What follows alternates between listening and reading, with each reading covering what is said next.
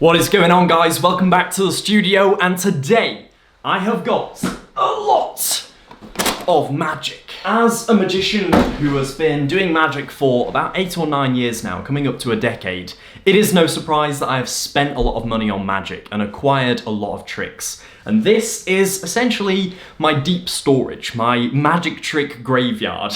And I'm sure a lot of magicians watching this will relate to that phrase when I say it, because essentially as a magician you end up getting a lot of magic and quite a lot of it ends up at the back of the magic cupboard. Quite literally in my case, because this was at the back of a cupboard. And so today I thought I would dive through my old trick collection and see if there are any hidden gems, because I've not looked through this stuff in years, and I'm sure there's a ton of props and gimmicks and old tricks and old ideas and notebooks, so yeah, let's do it. Roll the intro.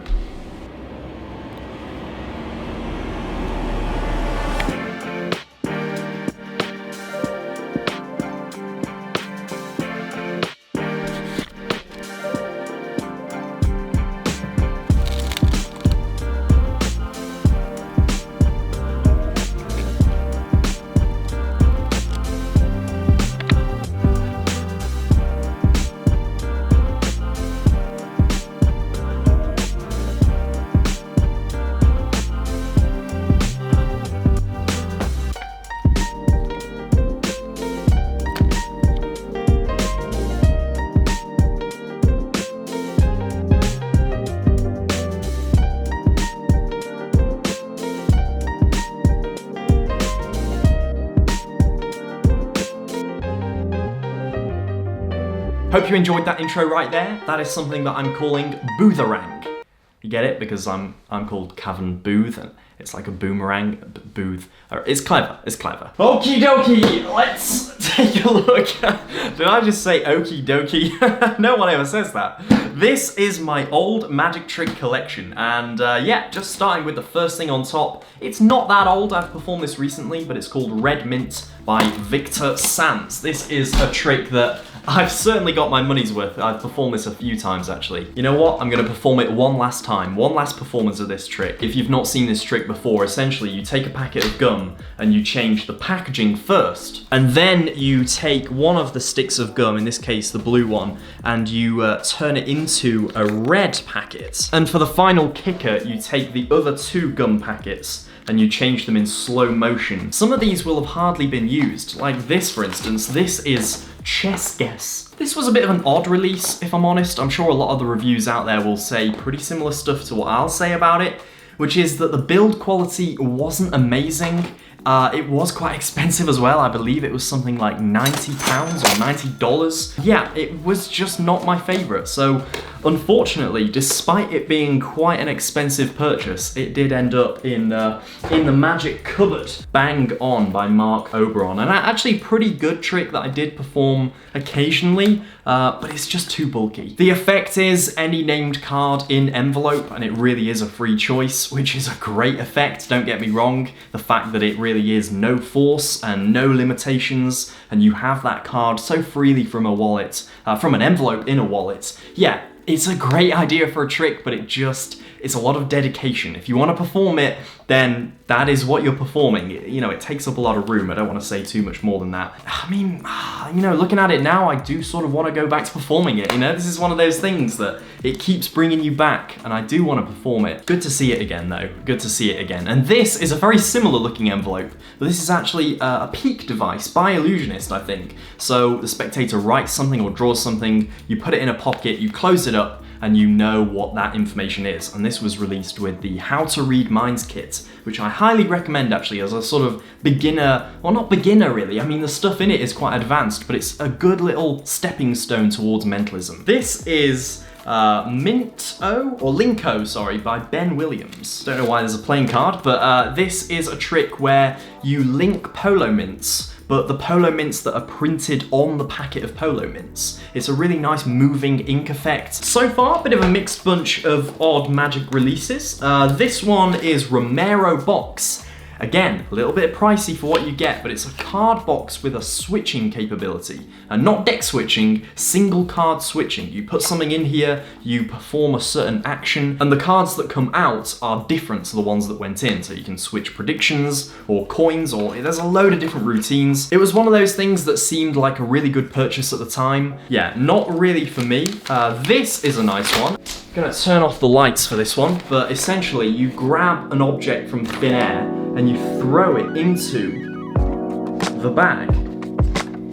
And then when the bag is full, you tip it and the lights disappear. Not only that, but the bag is empty. This was a trick that I used to perform when there were kids at an event, which is something that I used to really struggle with when I first got my first ever paid performances. Sometimes there would be kids there that wanted to see magic and I couldn't really turn it down. So I ended up buying a load of tricks, like this one for instance, vanishing crayons, that would be really good for kids or to teach to kids. So this one, I mean, you literally just make the crayons disappear. It's super, super easy, but stuff that they can do, stuff that was interactive or more visual and simple and didn't require any sort of prior knowledge about playing cards or stuff like that. And it's something that I did less and less just because I was better able to advertise myself for a more appropriate audience. I mean, there was one gig in particular that really stands out in my mind where someone had hired me and, you know, I expected to turn up and it be a gig full of adults and it was a kid's gig. This next gimmick is an Oreo bite gimmick, which is actually a pretty cool trick. Definitely works well on social media. I see a lot of people doing this. Dan Rhodes did this trick and it got like 100 bazillion views. So I'm hoping if I perform it in this video, it will have the same effect. Essentially, we have an Oreo, a completely ordinary, 100% not made of plastic Oreo, and we take a bite of it, like so. And actually, I don't really like Oreos, so yeah, I'll just restore it like so. That is the Oreo trick. Numbered envelopes. Interesting. Why was I performing with numbered envelopes? Got some double-sided multiple out envelopes. These are really, really useful as a mentalism tool. Kitchen foil. Now, this is from a Stephen Bridges video where he did magic with tin foil. And I bought some tin foil after seeing that and wanted to create some tin foil magic of my own. Came up with a few really cool ideas actually, so maybe one day I'll revisit the old tin foil magic. A handkerchief. Yeah, not my performance style, so I can see why that ended up in the drawer. Again, another multiple out envelope. This one's got 2 compartments inside. Sparklers, a solid Sharpie cap. So it's not got a hole in the middle, it's just solid plastic. And I did actually use this a couple of times when I had hecklers. So sometimes I'd switch a Sharpie cap for a solid one and then, you know, make them look like an idiot when they can't get the Sharpie back on. The fidget spinner from, it was an illusionist thing, what was it called? Fiddlestick? Was it called Fiddlestick? This is that, I don't know why I've got it though. DVD of Joshua J. Unreal, which is very, very good, highly recommend.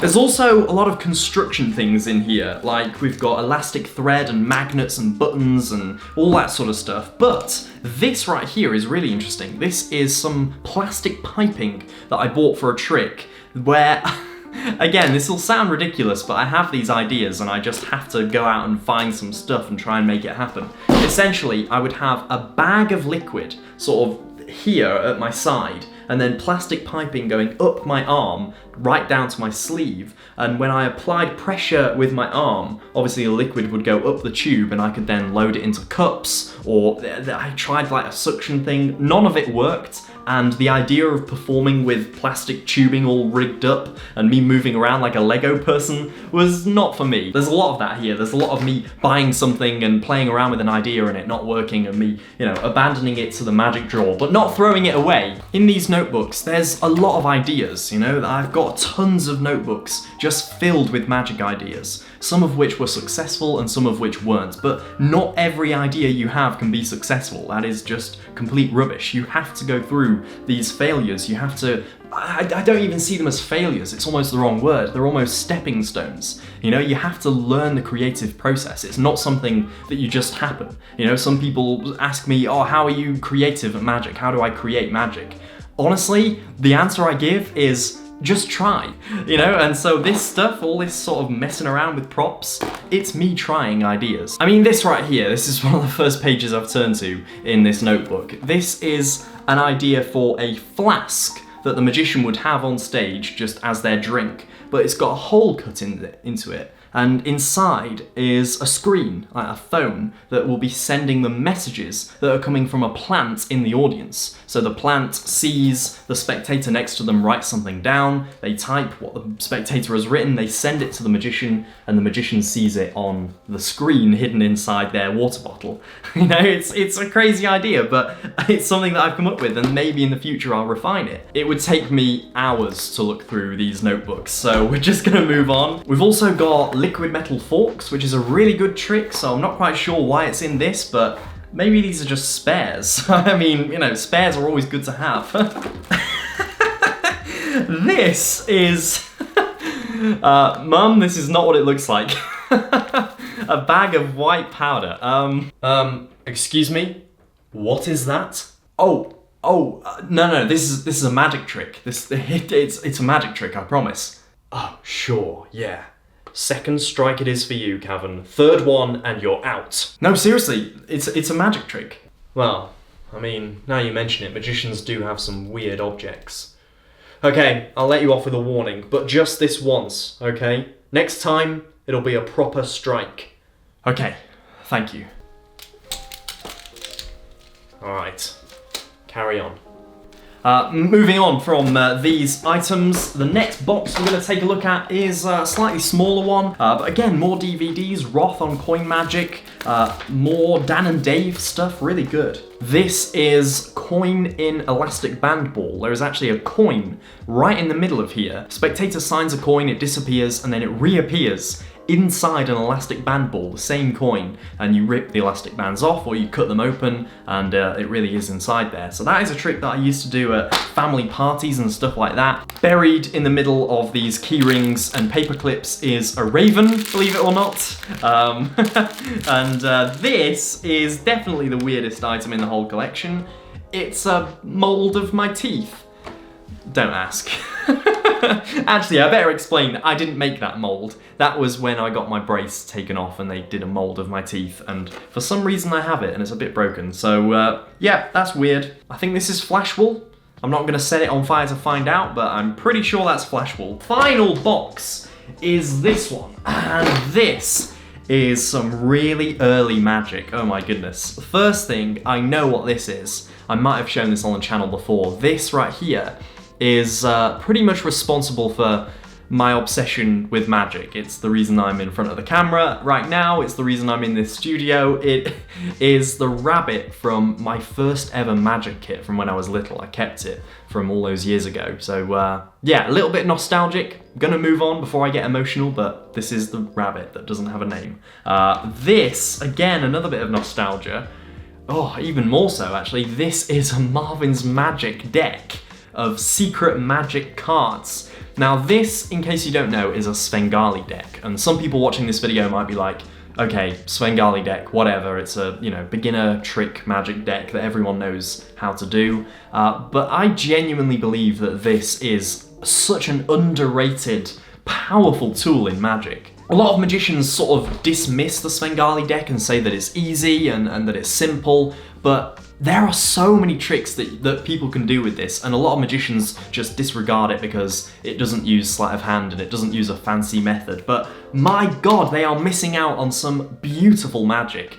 So I've actually done a masterclass, or I'm in the middle of a masterclass over on my Patreon for the $5 tier. Part 1 is more than half an hour long just on its own. I'm going to start working on part 2 very, very soon, and it's all about the Svengali deck. It's about tricks you can do with it, ways of using it in a way that just doesn't feel like a Svengali deck. So it's worth checking out. It's definitely worth $5 just on its own, but as a lot of people know, my Patreon is $5 for the whole thing. So 50 plus tutorials, masterclasses, lectures, whole hour-long, you know, tutorials. They're all on there. It's all $5. So if that sounds interesting to you, then there's a link in the description down to my Patreon. I know a lot of magicians have memberships at the moment, but I really am working hard to make this the best value membership in magic, because I know a lot of them out there are £10 or £20 or £30. and this is just £4 or $5 for 50 plus tutorials. So as I say, link in the description, feel free to check that out.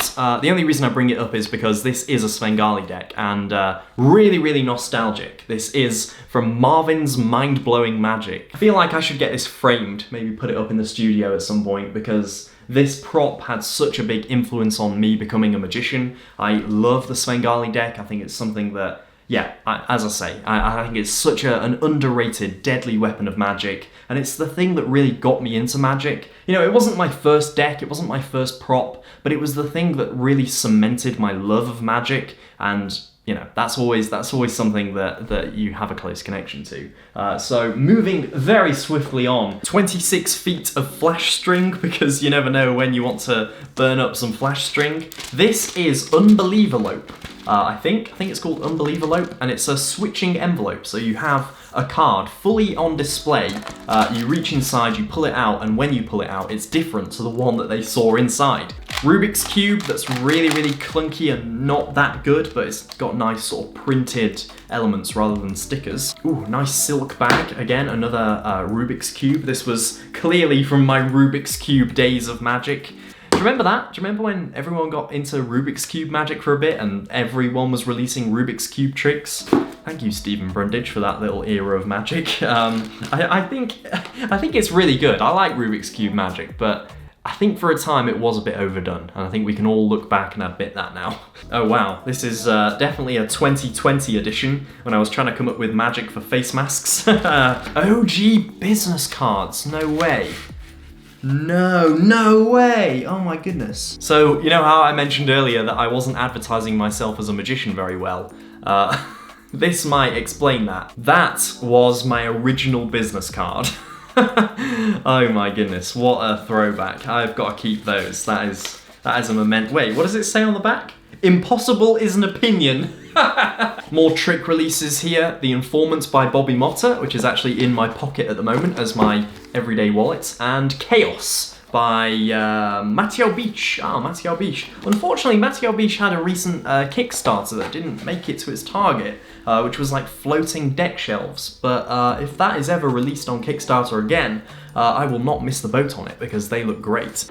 This is key fobs. You know when you like write your address on a keychain and put it on one of these? I bought a load of these to do a trick that I actually did come up with, where any named card could appear on your key fob, and I carried one of these around on my keys for years. And that, I think, just about does it. Another huge handkerchief, goodness me. But that just about does it for my magic trick collection. Oh my goodness, I'm surrounded by tricks now. I've got to clear this up. The thing that's really intriguing to me though is just how many marketed magic products there are here. So there's a lot of tricks. I mean, seriously. Just the first ones that I was able to grab, all of these right here are marketed magic products, probably worth more than 200 quid just with these tricks, and then there's a load more as we've seen. This is something that I've mentioned before, but there is clearly an issue in the magic community here where magicians have to spend so much for so little. The amount of money that magicians have to spend on tricks that they never perform just shows that there is a flaw in the magic industry where deceptive marketing is just being allowed to happen. And I love reviewers, I love watching magic reviews, and I think that reviewers are great, but it should not be up to reviewers to keep the magic industry honest. There is clearly some dishonesty going on here because I've spent a lot of money on tricks that I've never performed, and tricks that I didn't know what it was when I bought it, and that have ended up at the back of my magic cupboard, literally here.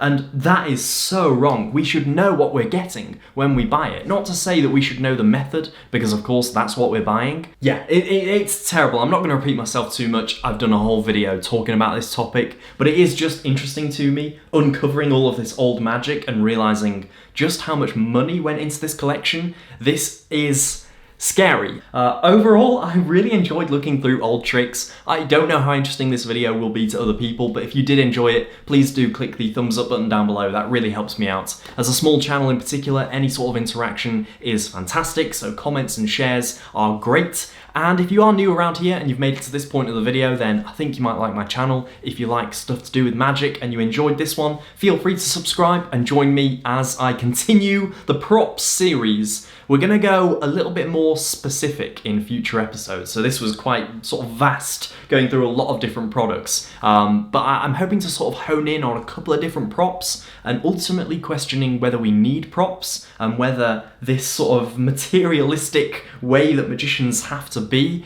is any good. But that is everything, so thank you very much for watching and I will see you very soon.